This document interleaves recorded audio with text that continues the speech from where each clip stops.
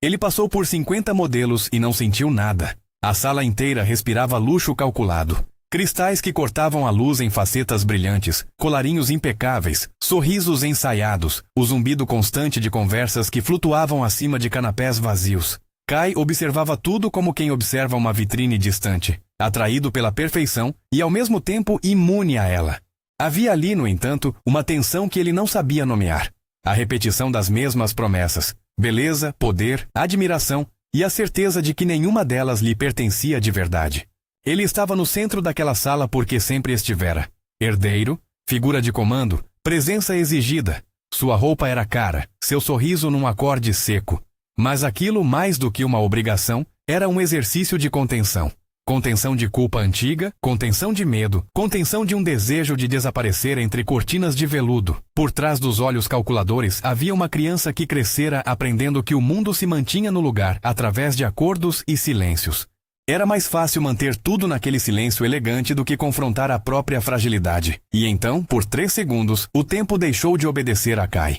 O garçom apareceu na borda do salão carregando uma bandeja com taças de champanhe. Não havia nada ostensivamente notável nele. A postura reta, o avental bem passado, o cabelo preso por um elástico sem afetação. Mas, ao passar perto do centro, ele sorriu. Foi um sorriso pequeno, sem câmera, improvisado. Como quem vê uma coisa bonita e a devolve ao mundo. Não era um sorriso dirigido ao luxo. Não era um sorriso calculado para agradar alguém de alto status. Era um sorriso que nascia dos dentes de alguém humano, cansado e ainda assim inteiro. Kai sentiu algo congelar no peito. A música ao redor se transformou em um ruído metálico. As vozes se tornaram água distante. A imagem das 50 modelos, que antes ocupavam cada fio de atenção possível, desbotou. Como se um pano tivesse sido puxado de frente a um quadro. Naquele instante, diante de um simples gesto de gentileza, todas as regras que o regiam pareciam irrelevantes. Ele se levantou sem pensar, deixando o copo sobre a borda de mármore. O movimento cortou o murmúrio do salão. Algumas cabeças se voltaram.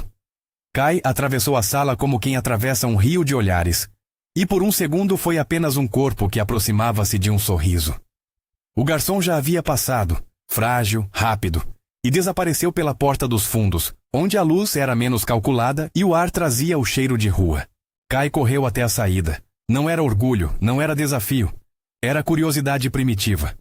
Ao alcançá-la, encontrou apenas a pista de sua passagem. Um casaco, o som distante de uma chave que tilintava, o rastro de um riso contido. Ele não sabia o nome do garçom. Não sabia se tratava de um homem casado, de alguém com filhos, com dívidas, com sonhos. Sabia só que o sorriso havia mexido em algo que estava trancado há anos. E pela primeira vez em muito tempo, essa fechadura parecia prestes a ceder. Se você gosta de histórias onde um olhar muda destinos, inscreva-se e fica comigo até o fim desta noite. A busca de Kai não foi cinematográfica no sentido hollywoodiano. Foi feita com a mesma eficiência silenciosa com que ele sempre lidara com contratempos. Ligações curtas, perguntas polidas, usos discretos de nomes e lugares que entravam em sua esfera. Não havia planos no sentido detalhado do termo. Havia privilégios convertidos em caminhos. Ele sabia pedir sem expor o porquê, e os que ouviam tinham aprendido a não fazer perguntas que pudessem voltar como lâminas. Ainda assim, mesmo para alguém acostumado a mover pessoas como peças de xadrez, havia um peso moral ali, uma linha tênue entre curiosidade e invasão. Kai sentiu isso, por isso hesitou em cada passo. O garçom tinha nome, Min-ho. Dizia que vinha do Queens, que trabalhava em eventos porque o salário era melhor do que no restaurante onde estava antes. Entrava e saía da cidade em turnos, pegava ônibus tarde da noite, dividia um apartamento minúsculo com uma colega de quarto que ria alto demais. Havia um brilho cansado em suas costas que o fazia parecer mais velho do que realmente era. As informações chegaram a Kai como migalhas, e ainda assim cada uma delas era um novo território conquistado. Min-ho, sorriso, risada comprimida, secretamente apaixonado por cozinha, enviando currículos para escolas de gastronomia. Kai encontrou-o, finalmente, não no endereço refinado que um herdeiro poderia imaginar, mas em um café de esquina, onde o vapor do leite se misturava com fumaça distante de carros e a conversa de vizinhos. O lugar era simples, com mesas gastas e quadros numa parede que se esforçava para parecer aconchegante. Min-ho estava de branco, a camiseta do trabalho enrolada sob o avental. O cabelo preso num nó que dava ao rosto uma severidade gentil. Ao vê-lo de perto, Kai sentiu a mesma estranheza que sentira no salão. Desde o primeiro sorriso, houve uma queda de rédeas. Min-ho o olhou com prudência.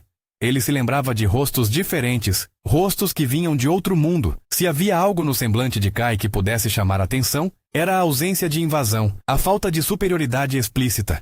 Kai sentou. Pediu um café com calma, tentando não parecer um intruso. Você veio atrás de mim, disse Min-ho sem preâmbulo. Não foi acusação.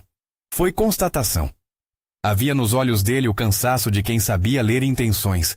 Kai sorriu, mas não aquele sorriso profissional. Foi um sorriso desarmado, pequeno. Vim porque você sorriu. E porque não entendi porque um sorriso simples me deixou em silêncio durante toda uma noite. Houve no rosto de Min-ho um breve combate. Ele havia visto fascínio antes. Também vira interesse que vinha acompanhado de perigos que não eram apenas românticos, olhares que pesavam e promessas que exigiam mercadoria emocional. Trabalhara em locais onde clientes confundiam gentileza com propriedade. Ser sondado, ser estudado, ser reduzido a um objeto de curiosidade.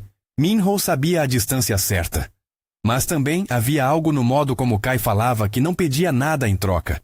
Era quase uma admissão de fragilidade. E fragilidade, quando verdadeira, costumava deslocar até a parede mais firme. Meu nome é Min-ho, disse ele. A voz tinha uma cadência tímida, sem teatro. Havia um sotaque leve, de quem aprendera inglês com aulas noturnas e vídeos, com canções roubadas no telefone. Eu não trabalho em bailes por desejo. Trabalho por conta de precisão. Eu preciso pagar contas. Também estudo. Tento entrar numa escola de gastronomia. Kai inclinou a cabeça. Cozinha, então? Min-ho sorriu. Era um sorriso diferente, menos o do salão, mais o do menino que desenha receitas na mente.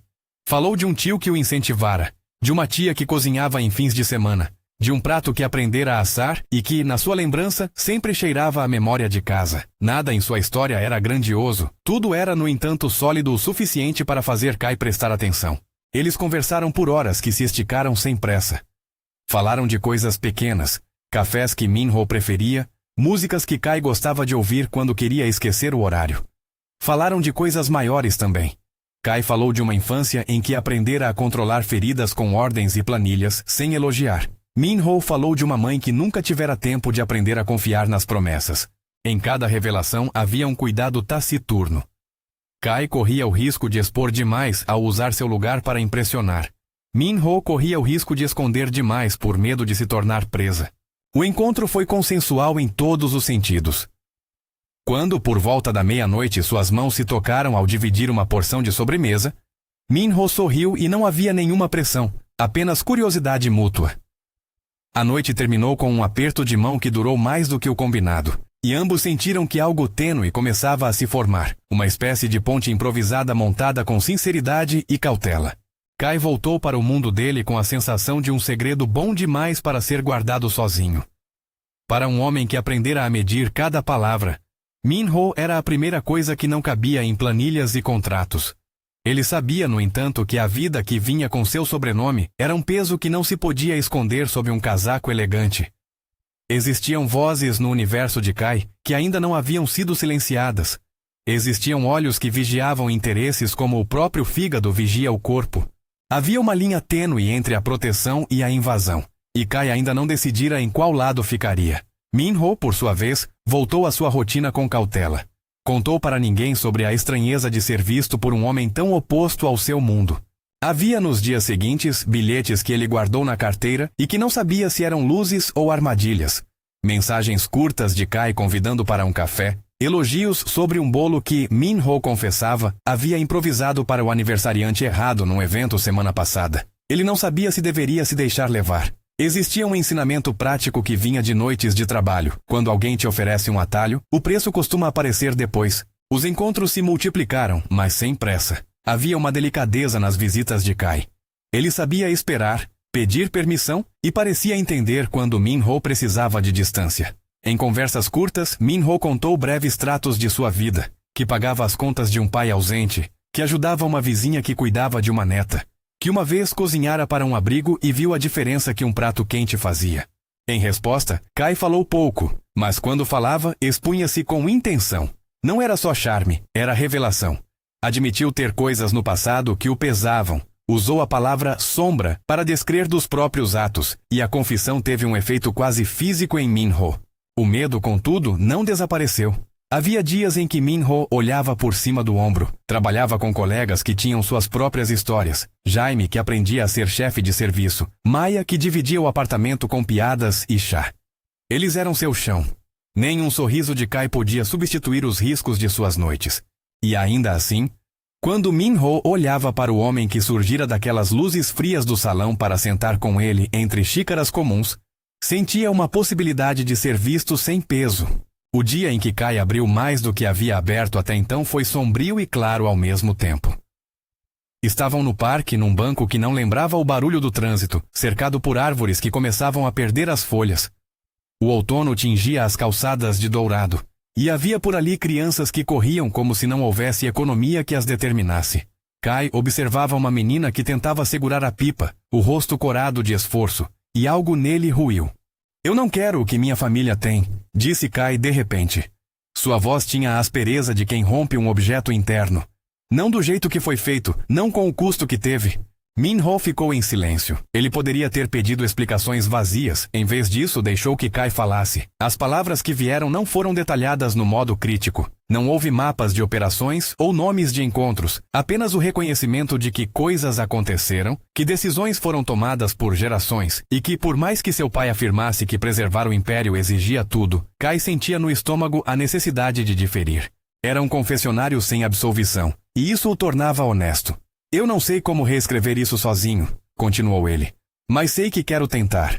Por você, por quem esteja à minha volta, por verdade. Min-ho ouviu e viu que havia no rosto de Kai algo que não era apenas retórica. Eram pregas de sofrimento, marcas do peso de uma responsabilidade. Havia coragem ali também. A coragem de admitir falhas e de tentar. E houve um momento breve em que Min-ho entendeu o tamanho da aposta que estava sendo feita sobre sua presença. Kai não só queria companhia, queria redenção. Foi nesse ponto que Min-ho tocou a mão de Kai. Um toque simples, com sentido, sem promessas grandiosas. Ele apenas disse, você tem que ser honesto comigo, e eu tenho medo. A honestidade se tornou um pacto silencioso. As semanas que se seguiram foram feitas de pequenas provas.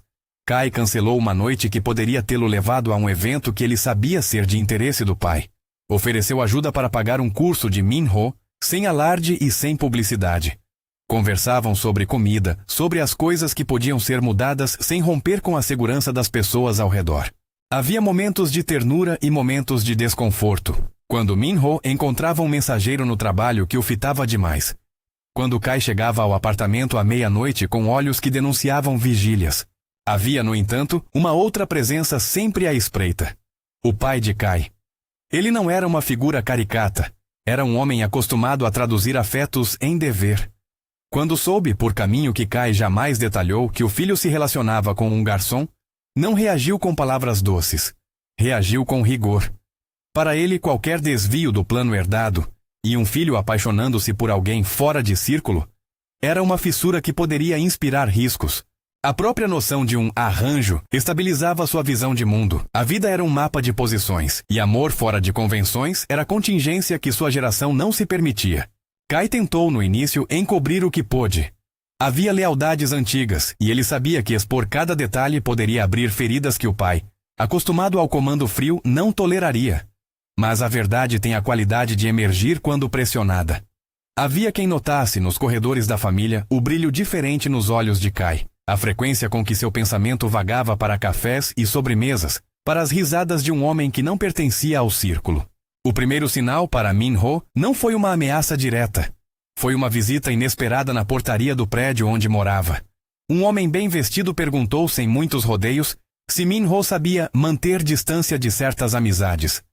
A pergunta veio com um sorriso livre de humor e um bilhete dentro de um envelope branco que não precisava ser lido para entender seu conteúdo. A civilidade vinha com outra face. Min-ho sentiu que se tornara um item de interesse.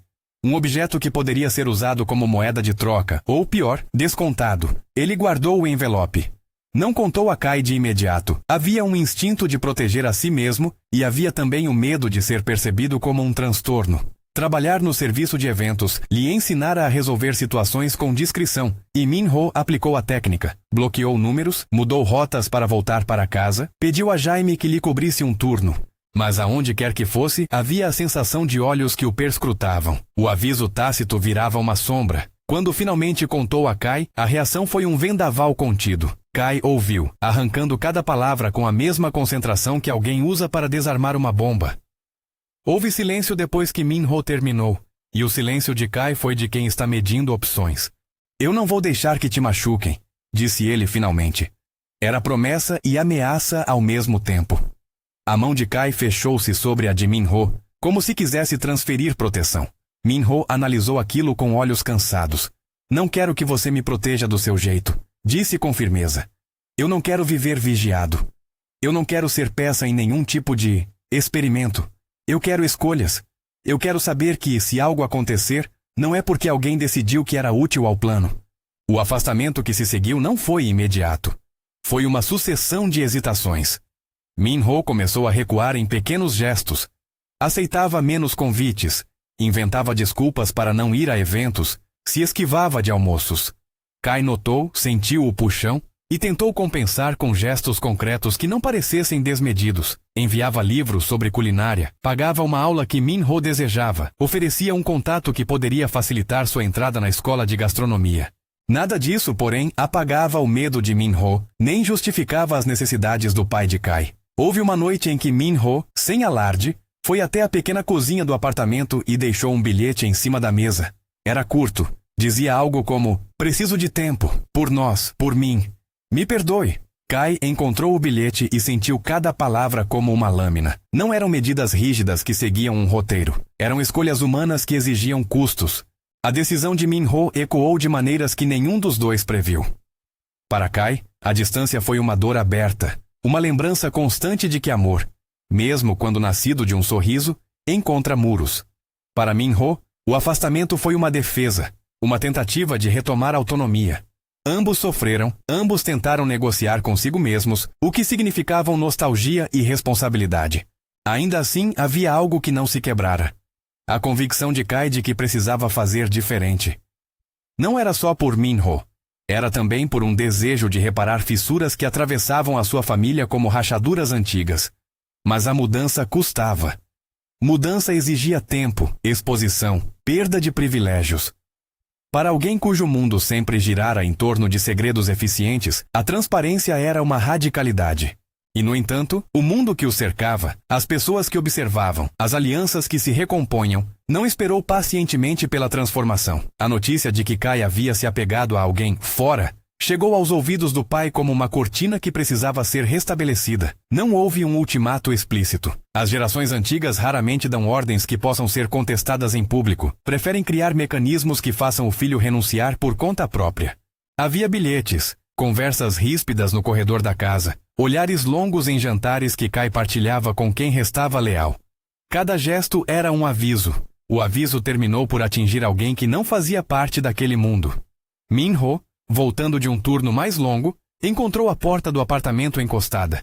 Uma cadeira fora jogada para manter a fechadura parcialmente aberta. No chão, um recado dobrado. Nada diretamente ameaçador, nada que contasse métodos. Só a presença brutal de que havia olhos. De que havia gente disposta a lembrar a Min-ho que o seu envolvimento com Kai não era neutro. Ele fechou a porta com as mãos trêmulas e sentou no chão. O bilhete não precisava ser lido para ser entendido. Era um sinal de que limites haviam sido transgredidos por simples proximidade. Min-ho respirou com força, o ar seco no peito, e pela primeira vez desde o salão, sentiu o sorriso que o tornara visível como se fosse uma sentença. Longe dali, Kai recebeu notícias fragmentadas. Uma visita inesperada de um figurão conhecido lhe disse coisas que não precisavam ser ditas em voz alta, que certas paixões eram perigosas, que a família não toleraria escândalo. Kai se viu diante do dilema que sempre temeu. Usar os mesmos instrumentos do passado para consertar seu presente, ou renunciar a alguém que o fazia sentir vivo para proteger essa mesma pessoa. No instante em que a opção parecia diminuir até um ponto, Kai agarrou-se à promessa que havia feito a si mesmo naquela tarde de folhas douradas. Eu não vou permitir que feridas antigas determinem o meu futuro. Era uma declaração de guerra contra o próprio legado. Não a guerra ruidosa e imediata que o pai entenderia. Uma guerra de outra natureza. Desmontar estruturas, transferir ativos, transformar o que significava poder em algo que pudesse sustentar vidas sem esmagá-las. Mas decisões dessas exigiam tempo. E tempo era algo que não se podia comprar com promessas. Havia prazos, pressões e a possibilidade real de que algo acontecesse antes que a reforma estivesse feita. A urgência começou a corroer a paciência de Kai. Quando Min-ho deixou o bilhete e foi embora por algumas noites para ficar na casa de uma amiga, Kai sentiu que cada segundo contava. Ele começou a fazer movimentos rápidos, alguns discretos, outros imperceptíveis para o mundo que observava. Revisou contratos, iniciou conversas legais e públicas, reuniu pessoas que pudessem entender o que queria transformar. Sem glamour, sem espetáculo, só trabalho pesado e exposição. Min-ho, por outro lado, viu-se diante de uma escolha que não pedira: seguir em frente com sua vida simples e segura, ou voltar para um homem cujo mundo poderia queimá-lo por associação. Ele pensou em suas aulas, nos sonhos de trabalhar num forno quente e honesto, na avó que uma vez dizia que as coisas boas vêm com suor, não com promessas belas. E naquela madrugada em que a cadeira na porta parecia uma declaração de guerra, Min-ho escreveu outra vez. Não era uma carta de adeus definitiva. Era uma nota para si mesmo. Uma tentativa de encontrar equilíbrio entre cuidado e sobrevivência. Enquanto Min-ho recolhia seus pensamentos e as maletas que lhe cabiam num canto, Kai esperava notícias no carro blindado que agora sentia menos como segurança e mais como cela. Ele soube de tudo pela intimidade de quem tinha a rede a seu redor. A portaria que avisou, o funcionário do prédio que viu movimentos estranhos, o bilhete anônimo colocado sob a porta. A informação chegou como facas. Mais do que a insegurança por si, era a percepção de que Min-ho, por si só, já pagava o preço por se relacionar com ele. Aquilo era intolerável. Kai telefonou. Min-ho não atendeu. Chamadas posteriores deram sinal de ocupado. Numa noite em que a cidade parecia respirar mais densa, Kai estacionou em frente ao prédio de Min-ho e ficou observando a janela do apartamento, a luz ocasional que acendia e apagava. Ele sabia que deveria ser paciente. Sabia também que a paciência, neste caso, soava como renúncia. Por fim, quando Min-ho retornou, encontraram-se à porta do prédio. Ambos se olharam como quem tem coisas a dizer que mudariam o mapa de suas vidas. Eu não quero que você se sacrifique, disse Min-ho, como quem recita uma frase ensaiada demais. Por favor. Se afastar de alguém por proteção é uma coisa. Se afastar porque o outro acha que sua vida é acessório, isso não é amor. Kai encostou a testa na mão dele por um segundo. Eu sei, murmurou. E eu também não quero que você se sacrifique por mim. Mas há coisas que não escolhemos.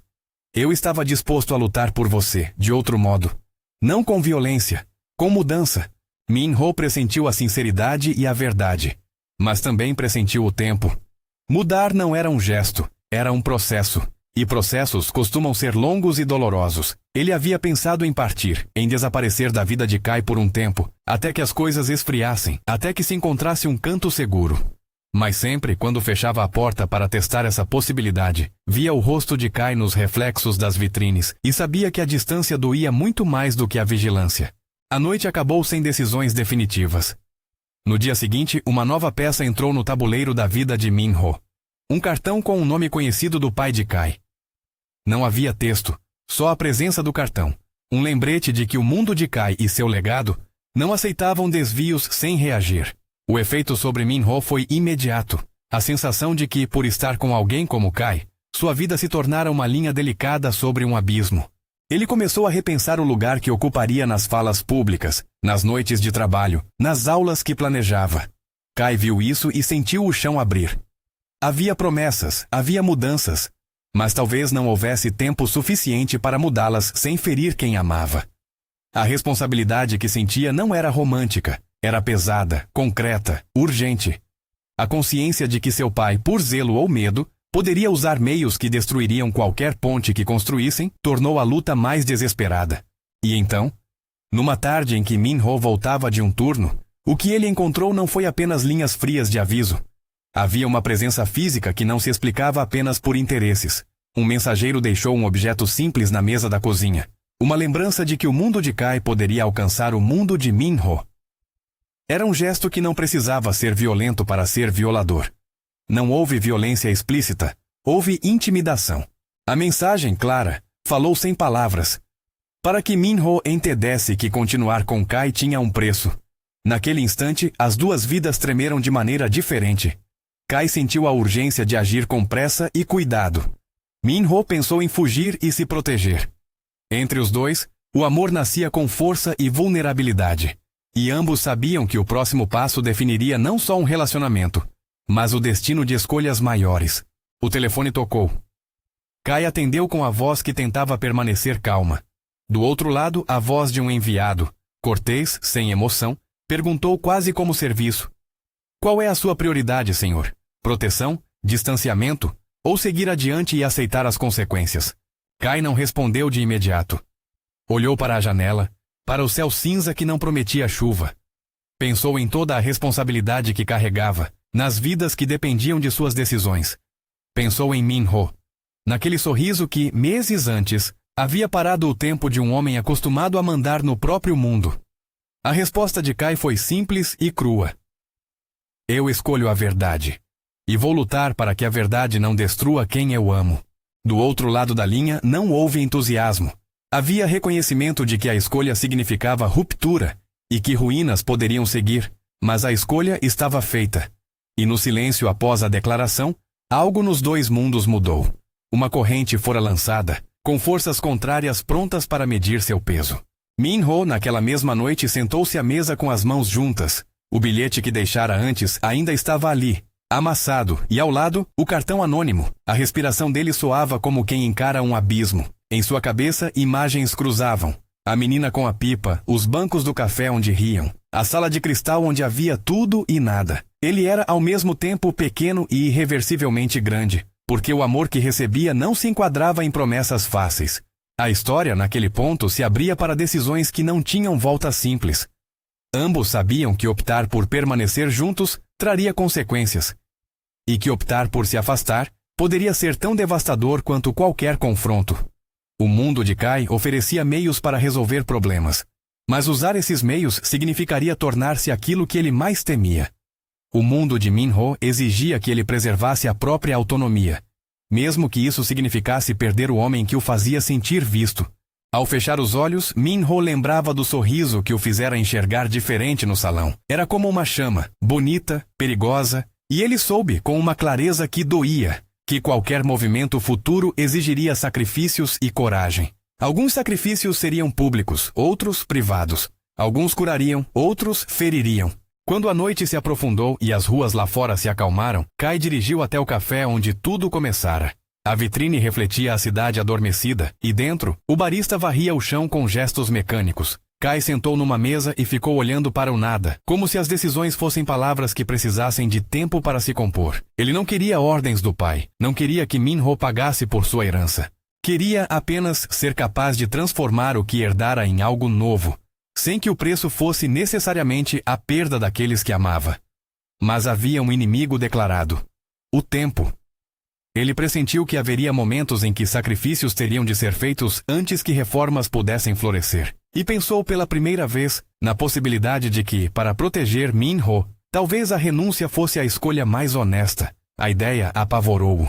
Passou a noite tentando imaginar um mundo onde a segurança superasse o afeto e onde o amor não fosse uma concessão, mas uma construção lenta e dolorosa. Ainda assim, nem todos os caminhos eram fechados. Houve pequenas vitórias, um artigo discreto apoiando a reforma social que Kai começara a promover, a promessa de uma doação anônima que poderia financiar um curso para jovens de bairros carentes, a esperança de que transformar o poder em serviço não seria só retórica. Esses sinais o mantiveram em pé. E então, quando a manhã rasgou as últimas sombras, Min-ho recebeu uma mensagem curta. Precisamos conversar. Era de Kai. O convite parecia simples, como no começo, mas agora carregava o peso de tudo o que estava por vir. Min-ho hesitou. Olhou para a porta do prédio e imaginou caminhos. Sabia que qualquer encontro poderia ser o último antes de algo irreparável. Ele terminou de calçar os sapatos, segurou o casaco com firmeza e saiu. A cidade respirava com pressa, e entre as calçadas havia gente que pouco imaginava as forças que moviam vidas por baixo daquele asfalto. Min-ho caminhou até o café. Quando entrou, encontrou Kai já sentado, olhando a porta como se medisse o tempo. Eles se olharam por um segundo que pareceria, mais tarde, carregar todo o resto da história. Havia ternura e medo, promessa e sombra. Antes que alguém falasse, um mensageiro deixou um envelope sobre a mesa de uma cliente e seguiu. Ninguém deu muita atenção, até que a cliente abriu o envelope e prendeu a respiração. Não era para eles naquele momento, mas era um lembrete. O mundo lá fora não respeitava as pequenas promessas construirões por dois homens que apenas tentavam ser honestos. Kai e Min-ho sabiam naquele instante que a conversa que teriam não seria apenas sobre o futuro do relacionamento. Seria sobre um risco que envolvia famílias, lealdades e uma rede de consequências que poderiam testar a coragem de ambos. Eles se olharam e Kai, apertando a mão de Min-ho, disse: "Se vamos continuar, vamos fazer isso com verdade. Não promessas vazias, não silêncio." Min-ho assentiu. A respiração acelerou. No corredor do café, alguém deixou cair um copo que estilhaçou num ruído seco, como se o mundo avisasse que, mesmo nos gestos mais simples, havia quebra. Era o começo de um capítulo maior, não um final. E enquanto a cidade prosseguia com sua rotina indiferente, os dois sabiam que, dali para frente, nada seria como antes. Uma escolha se aproximava, e com ela o risco de perder o que mais importava. Era o começo de um capítulo maior, e ao mesmo tempo a sensação de que o mundo dos dois poderia quebrar a qualquer passo. O café esfriou nos copos, as xícaras foram serenamente recolhidas, e na rua a vida seguia indiferente. Mas detrás daquela aparente normalidade, fios batiam, decisões amadureciam e destinos começavam a se reconfigurar. Nos dias que se seguiram, Kai acelerou um processo que já vinha desenhando na cabeça como um mapa. Não era espetáculo, era trabalho sujo de paciência. Reuniu advogados de confiança, gente ligada ao mundo público, não a velhos operadores. Conversou com parceiros de negócio que tinham credibilidade e iniciou o que podia ser iniciado sem barulho. Auditorias internas, revisão de contratos, transferência de ativos para entidades que pudessem operar com transparência. Não disse tudo a ninguém. Disse o suficiente para que os passos fossem dados. Cada decisão era uma renúncia. Delegar, abrir mão de hábitos, ouvir quem antes apenas acatava ordens.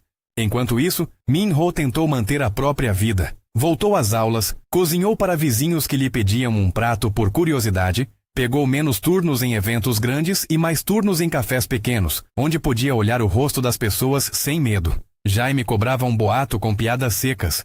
Maia oferecia chá e palavras firmes. Você não precisa resolver a história inteira sozinho. Essas âncoras permitiram que ele não sucumbisse à urgência de decisões que não eram suas. No entanto, havia noites em que a saudade apertava até tornar o sono raso, e ele lia as mensagens de Kai com cuidado, respondendo quando conseguia evitar promessas. A ruptura final que abriu a porta para a transformação veio de um modo que Kai não esperava totalmente. O pai teve um colapso. Não foi cena de filme. Foi um desmaio doméstico, uma ambulância, corredores brancos e olhares pesados. O homem que durante décadas havia sido pilar e prisão foi reduzido por algumas horas a fraturas de respiração e uma expressão de surpresa. A notícia espalhou-se num zumbido controlado. A família compareceu. Rostos antigos se recolheram como folhas, e Kai, que antes vinha evitando confrontos diretos, teve que enfrentar a materialidade do que significava tomar as rédeas. O pai estava vulnerável. Havia fundos a serem assinados. Havia demandas de aliados e adversários. A gravidade do episódio trouxe uma janela de ação. Médicos recomendaram repouso e supervisão. Advogados fizeram o que sabiam, propuseram alternativas que protegessem o patrimônio enquanto o titular estava incapacitado para atos complexos. Para Kai, a situação era dupla. O evento permitia o avanço de medidas legais que vinham sendo planejadas, mas também mostrava o rosto humano do homem que ele tanto temera desapontar.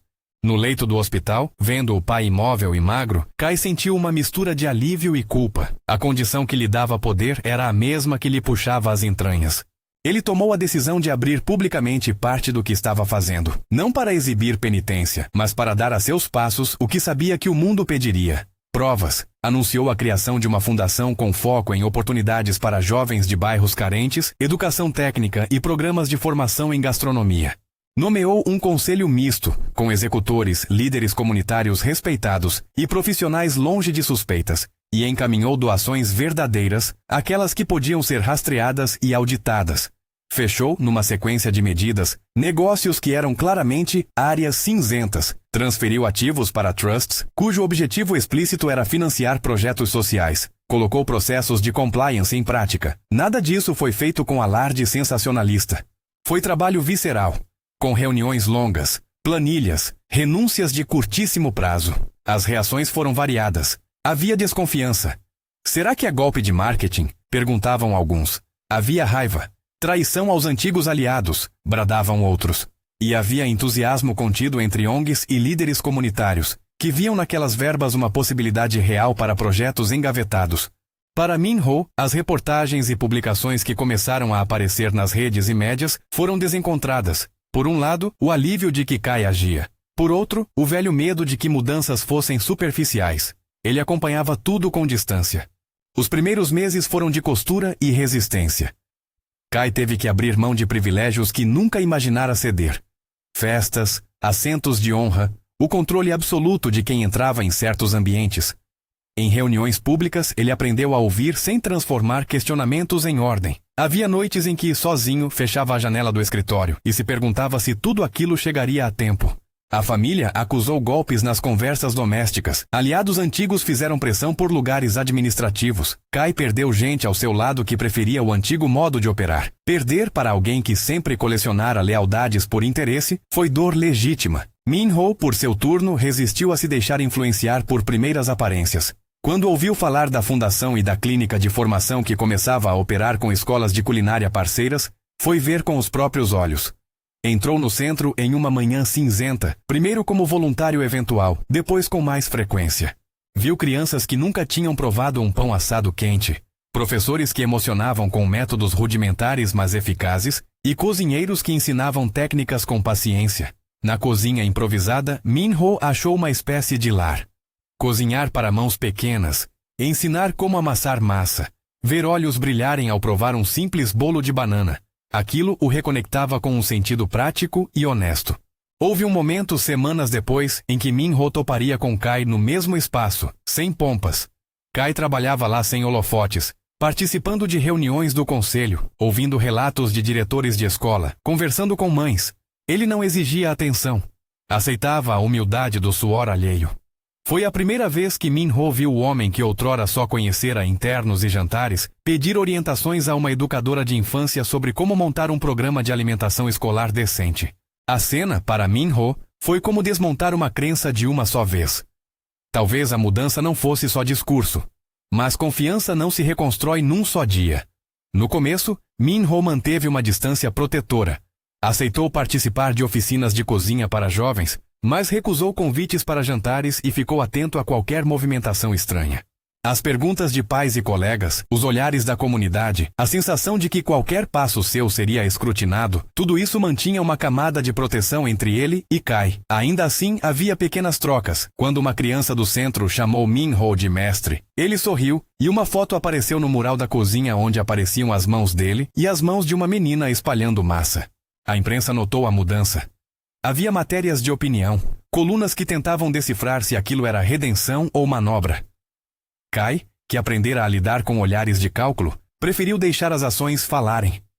Publicamente anunciou o financiamento de bolsas para formação técnica e a contratação de auditores independentes. Em entrevistas curtas, disse com a voz firme: "O que faço agora será mensurado por resultados, não por palavras." Min-ho leu essas frases e sentiu uma mistura de alívio e proteção. Alívio por ver competência. Proteção porque, finalmente, havia evidência. O processo foi custoso. Houveram ataques legais, tentativas de atrapalhar contratos, chantagens veladas. Kai respondeu com clareza jurídica e exposição controlada de processos internos, que anulavam possibilidades de corrupção. Ele não expôs segredos de família, mas expôs a intenção de suas ações. A longo prazo, isso criou aliados novos. ONGs com histórico, líderes comunitários, professores. Essas alianças trouxeram legitimidade e garantias de que as reformas não eram peças isoladas. Enquanto isso, Min-ho passou a se expor mais. Participou de um mutirão para reformar a cozinha do centro. Cozinhou para uma festa beneficente e, em silêncio, anotava nomes de jovens que poderiam se beneficiar de bolsas. Em uma tarde, quando ajudava a empacotar marmitas, encontrou uma carta de uma mãe agradecendo por tudo. Chorou discretamente e pensou no sorriso que num salão havia iniciado tudo. O peso aliviava, lentamente. O reencontro decisivo veio numa manhã de primavera, quando o centro organizou uma feira de demonstração dos projetos. Crianças exibiam pequenos pratos, a música vinha de um violão desafinado por alguém que aprendia. Havia burocracia e alegria misturadas. Kai estava lá, ajudando a receber aos visitantes, falando com representantes de universidades. Minho entrou e ficou parado na entrada por alguns segundos, observando. Ele buscou nos rostos das pessoas alguma armadilha, e não achou nada além de interesse e carinho. Foi uma dessas crianças, uma menina de olhos vivos chamada Hana, que arrancou Minho do pé atrás. Ela chegou correndo e agarrou a barra do avental dele, pedindo que fizesse aquela panqueca que ficou com cheiro de casa. Minho cedeu sem pensar. Levou a menina ao fogão e por alguns minutos esqueceu-se do resto. Quando virou, Kai estava ao lado, com um olhar que não pedia permissão e nem fazia exigência, apenas silêncio e disponibilidade. Minho sentiu o calor de uma xícara que finalmente era dividida sem artifícios. Eles conversaram com calma, na cozinha, enquanto colocavam bandejas na mesa das crianças. Kai falou de relatórios, de parcerias com escolas técnicas, de bolsas que haviam sido pagas e de contratos agora auditáveis. Mostrou a Minho documentos? Não de imediato. Mostrou resultados, relatórios de presença, fotos de alunos, agradecimentos de mães. Talvez por ter sido homem de cifras, mostrou números convertidos em faces. Minho, que sempre sequestrara a segurança com racionalidade, viu que os números vinham com o rosto. Eu vejo, disse ele por fim. Mas ainda não sei se acredito 100%. Kai sorriu, pequeno e compreensivo. Não preciso que acredite no primeiro dia, disse. Só quero que veja com os seus olhos. E que me cobre quando achar que não estou à altura. Houve ali um pacto tácito. Kai permitiria escrutínio. Minho aceitaria acompanhar. Não era confiança total, mas era um passo. Minho começou naquele instante a frequentar com menos cautela o centro. Ensinava, mas também perguntava. Sugeria melhorias e quando algo não funcionava, dizia firme. Kai agradecia publicamente as críticas e mostrava que elas migravam para ações. Meses passaram numa cadência que Minho registrava como um compasso que oscilava entre trabalho e afeto. Eles passaram a cozinhar juntos quando possível. Ficaram por noites até tarde conversando sobre planos de cardápio que incluíssem formação para mães que não podiam pagar cursos longos. Havia pequenos rituais de intimidade. Um jantar simples após dias longos. Uma mensagem de texto perguntando se havia comido. Uma maçã dividida na varanda do apartamento de Minho. O contato físico voltou devagar, sempre com consentimento e com conversas claras sobre limites. Era como se reconstruíssem uma casa a partir das tábuas mais resistentes. A comunidade respondeu. Pessoas que antes apenas murmuravam passaram a participar das iniciativas. Um empresário local doou equipamentos de refrigeração. Uma escola cedeu espaço para cursos noturnos. Um banco social ajudou a estruturar a contabilidade da fundação. Com o tempo, as medidas de transparência reduziram as vozes que buscavam desestabilizar. Ainda havia críticos, mas agora eles eram menos centrais do que a vida que respirava ao redor das ações. A prova mais concreta da mudança veio num dia em que um jornal renomado publicou uma investigação longa. Mais que sensacionalismo, era um olhar apurado sobre o que mudara. Contratos revistos, auditorias públicas, transferência de ativos para o fundo educacional, execução de projetos sociais com parceiros independentes. Havia também entrevistas com beneficiários, com crianças que agora conheciam pão quente e com professores emocionados. O texto não apagava o passado, mas reconhecia uma transformação com evidências. Para Minho, ler aquilo foi quase um alívio físico. Para Kai, foi a confirmação de que o trabalho que fizera e que o mantivera em vigília estava abrindo estradas. Restavam, claro, feridas. A família de Kai não se recompôs totalmente. Alguns membros se afastaram. Outros continuaram a observar. O pai, depois do colapso, melhorou um pouco e ficou sob supervisão médica. Nunca uma reconciliação espetacular aconteceu. Apenas encontros presididos por cuidados práticos e frases contidas. Kai, muitas noites, foi visitar o pai, levando relatos dos projetos. Havia momentos de terna distância entre os dois. O homem que ensinara a preservar legados e o filho que escolhera convertê-los em serviço. Não era um rompimento violento, mas uma redefinição de papéis. Minho assistiu a tudo com cautela. Viu as visitas ao hospital. Viu o cansaço nos ombros de Kai. As olheiras. as noites em claro. E em algum ponto entendeu que o homem que o amava estava pagando um preço real por um ideal que ia além de si. Naquele espaço de consciência mútua, o afeto ganhou novas camadas, menos espetáculo, mais responsabilidade. O momento do reencontro pleno, aquele que não cabia mais em reticências, aconteceu de modo simples. Era noite de inauguração da nova cozinha do centro. Havia risos, pratos, uma fila de crianças ansiosas. Kai fez um discurso curto, sem grandiloquência. Falou de compromisso, de falhas e de trabalho contínuo. Mencionou sem citar nomes que mudar é uma obrigação com quem depende de nós. As palmas foram sinceras. Min-ho estava ao lado da mesa, servindo uma lasanha que havia aprendido a ajustar para as crianças com intolerâncias alimentares. No fim do evento, quando os convidados se dispersavam, eles se encontraram na cozinha. Havia caldos na panela, cheiro de manjericão e um silêncio que não pedia nada, apenas reconhecimento. Você fez diferente, disse Min-ho. Fiz errado muitas vezes antes, respondeu Kai. Mas faço com você no centro da minha decisão agora. Min-ho olhou. O homem que havia parado o tempo com um sorriso agora olhava com a leveza de quem aprendeu a ceder. A mão de Kai encontrou a sua. Os dedos entrelaçaram-se, e sem prodígios, os dois se beijaram.